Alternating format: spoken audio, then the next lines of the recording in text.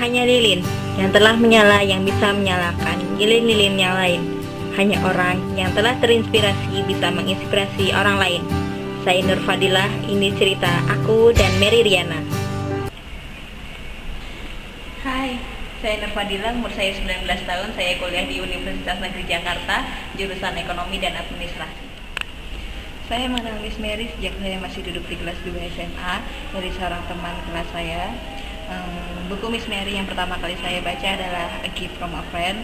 Kemudian saya juga membaca buku Miss Mary seperti Mimpi Sejuta Dolar, Dare to Dream Big, dan buku yang saya baca Langkah Sejuta Suhu.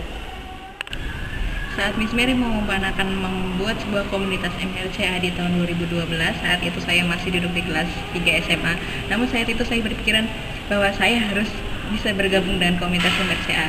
Namun sayangnya saat saya lulus kuliah ternyata saya mendapatkan universitas di Surakarta, karena waktu itu orang tua tidak mengizinkan saya untuk kuliah di Jakarta. Namun karena niat saya untuk bergabung di komunitas MLCA sangat besar, impian itu tetap saya jaga hingga akhirnya saya memutuskan untuk keluar dari universitas di Surakarta dan mencoba mendaftar tahun selanjutnya di Universitas Negeri Jakarta. Hambatan terbesar saya untuk bisa mewujudkan impian saya bergabung di komunitas MLCA adalah izin dari orang tua. Namun akhirnya saya terus berdoa dan berusaha untuk meyakinkan kedua orang tua saya bahwa saya bisa berjuang di Jakarta. Akhirnya orang tua merestui dan langkah saya untuk kuliah di Jakarta dipermudah. Tahun ini adalah tahun MLCA batch ketiga. Saya berharap, saya antusias sekali untuk bisa bergabung dengan komunitas MLCA batch ketiga.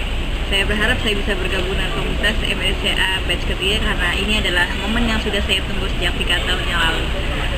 Dampak positif yang saya rasakan setelah mengenal Miss Mary adalah saya berani bermimpi besar dan berani untuk berjuang mewujudkannya untuk diri saya dan untuk orang-orang sekitar saya.